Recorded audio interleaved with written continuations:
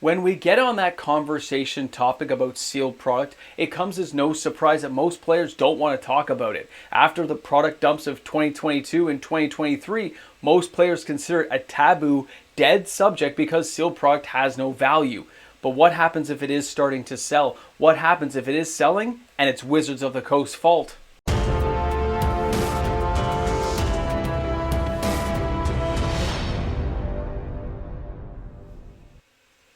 Hi everyone and welcome back. MTG Moxman here. Thanks again for hanging out with me on my channel today as we discuss what's happening right now with singles and the sealed market for Magic the Gathering. There's a lot of new information coming each and every day. Sometimes it seems like the market is standing still. Other times like an avalanche of deals and sales and product dumps are coming the players' way.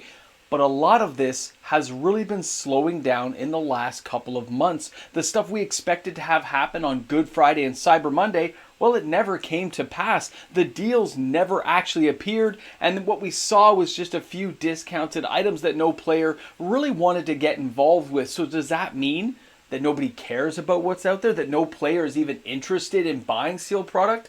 This is where there's a real fork in the road for players. There are those who are so vehemently opposed to sealed product, they don't want to hear anything about it. They will deny it till the dying day that there is any value in buying it. But then there is that second group. And that group of players, I don't know how to tell you guys this, but they're buying it.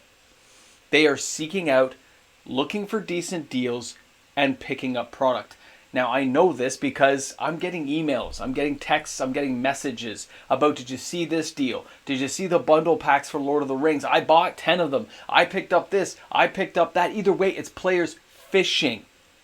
They are speculating on these products. They are hoping to turn a profit at some later date. They are hoping these deals look so good that players aren't willing to pass them up. Now an example will be if we see those bundle packs that got cleared out for Lord of the Rings come back around about 90 days from now, where you see kind of a semi-deal going on. Instead of it being $54.99, maybe it's $65.99 or $66.99.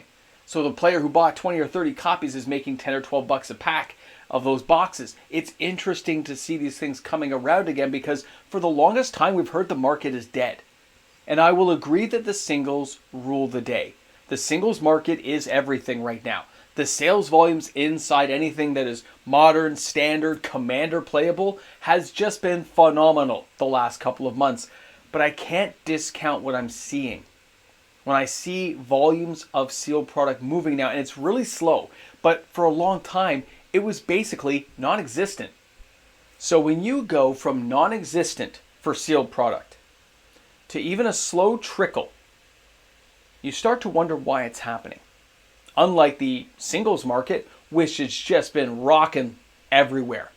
The wish list for cards people want to get from standard is way up. Commander cards being desired are selling each and every day on multiple platforms. And let's not forget, even formats like Pioneer still being played a lot, guys. There's a lot of cards moving every day in the singles market. But we hear about that every day. So why are we now starting to see some sales in sealed product? Most of you probably realize the answer already. It is because we have play boosters coming in January of 2024. It is starting to become more solidified in the players' minds that there is a higher price point to be paid for this new product.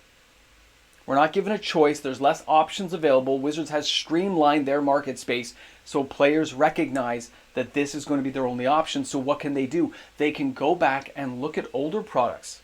Things like Zendikar Rising, Streets of New Capenna, Throne of Eldraine, Wilds of Eldraine, anything that has already come out, even the Lost Caverns of Ixalan. I mean, hey, Amonkhet has been on sale cheaper than what you can get a play booster box for from the Murders at Karlov Manor coming up. This is crazy. And the other thing is when you start realizing what players are buying and what they're fishing for out there, it doesn't really matter if it's an amazing product. They want to get it at a decent price. Probably for speculation purposes. I don't know all the individual reasons. You can all have at it and guess in the comment section, but either way, it's starting to happen. Because players recognize what's coming down the pipeline is just pure you know what, and they don't want to deal with it right now, so they can go back and take advantage of other products that stores want to clear out and get a deal on it. 4 boxes of double feature sold for $240 a box Canadian. They were just happy to be able to sell it. The store was happy it was gone. And that person was happy to pick it up, left with a smile on their face. This is a very strange time to be talking about sealed product here at the end of the year, but I find it fascinating because I also got 3 different emails this weekend about Dominaria United collector boxes being on sale. That was in Australia and in Canada, where a person got it for $1.99 a box Canadian, and they were pretty happy to get it. It wasn't even a Black Friday sale. It was kind of weird, but they got their deal. They got out the door, okay? And I've heard of other slight deals like this where it's not like it's, being dumped onto the market product. Like I'm selling it out for like burning the bridges price. No. It's just a bit of a deal. 15% off here, 15% off there, and you get it off the books because there are other things coming down. But then when you start looking at what is selling, and I ask about pre-orders to certain stores and I go, hey, what's happening with the Murders at Karlov Manor? What's happening with Ravnica Remastered? The pre-orders are 0 that I've come across so far. I'm waiting for a lot of places to call me back, but 0 so far for Ravnica Remastered. Nobody's buying boxes. That's weird, right? And when you look at the Murders at Karlov Manor, a lot of places have the pre-orders up. Guess how many are selling? That's right, 0. I know I probably answered too fast for you, but it's 0. Nothing yet. Players are waiting to see if there's any good cards in the set. They're not going to put down hard-earned money now and not get a return on investment to see if there's good cards they're actually going to want to play with. Now, at the same time, that means that stores are not going to be ordering giant orders. They've been burned too much. If they don't have a lot of pre-order dollars in which to invest in this product, they're not going to buy it. They're going to buy some that they think they can actually move. The singles, of course, they know are selling well, but they're not going to go and buy 400 or 500 boxes if they can't move it. If you're a larger store, they're not going to take the risk. They will let the distributor take the risk. They'll let Wizards take the risk. And all this talk about tighter production runs means nothing unless we see it is bare on the shelves and nothing is available for players to buy. And that's, again, only from the speculation standpoint of when players want to cash in and make some money off this product. If you want to play with it, if you enjoy the cards and just want to have a good time, when something sells out, it's downright upsetting if you can't get your hands on the cards you're trying to buy. I've already seen it in the singles market when some of these wish lists can't be filled. When it's just sitting there, you're looking for a card, and they can't get it in stock. And you're trying to look to things like TCG Player or other outside platforms to buy your cards. It's kind of crazy that it's all coming down. But as you scale back and look, most of it is starting to stem from the idea in the market that this product coming in 2024 is going to cost you more.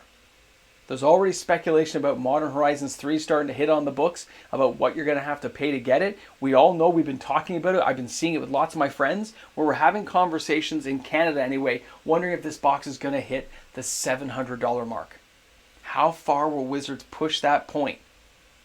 Will they do it, or will they just let it lie back because they've had so much bad press lately? Yeah, they're going to push it. Of course they're going to push it. They don't care about bad press. They don't even listen to what's going on half the time from their player base. They get it after the fact down the road. So if you hear anything going on out there, if you've seen some strange sales for sealed product, even in places like Walmart, a whole bunch of the draft packs and stuff got sold. Even some of the Lord of the Rings tin boxes, a whole bunch got sold this weekend at some local Walmarts I checked out, which means I think somebody's going around and buying them up. I'll be curious if you guys can drop any of that information in the comment section, or of course, you can drop me an email, lang@hotmail.com. And if you're a person buying anything on TCG Player, don't forget to use the affiliate link for my channel found in the description of the video. If you click that link, it'll take you to TCG Player for your shopping experience, and of course, the channel gets a kickback. Thanks again, guys, for hanging out with me today for the video. I hope you guys had a great time as much as I did bringing you the information. I look forward to seeing you tomorrow. Have an awesome day. And of course, a big shout out and thank you to the fantastic patrons that we have supporting the channel each and every day. Because those wonderful patrons' daily uploaded content is made possible. Thanks again, guys. Shop smart, shop S-Mart. Welcome back to the Ramble Jamble, guys. We are playing a game of Limbo with Wizards of the Coast. And the question is, how low can you go? Because we all know that the Play Boosters is a starting point. And the starting point only goes higher, not lower. It's kind of crazy, but it happens everywhere in the world. This is just another product that we want to buy that is going to get more expensive over time. And when you see these discounted boxes, it really is not surprising me that players are starting to buy some of them. that it's starting to be picked up. Either they're realizing it's a good deal, nostalgic, price comparison shopping, or there's a couple of cards people want, especially in the case of things like Dominaria United. Even if it's getting reprinted, you might be able to open enough and sell it off before it becomes, before you get caught with the reprint. So keep that stuff in mind. Either way, crazy stuff to see happening. When I saw sealed product, when I said, hey, what's been selling? And they sent me a list of some of these sealed boxes that sold. I'm like, you sold Double Masters 2022? You sold Double Feature? That person sold Strixhaven? Dominaria 2018?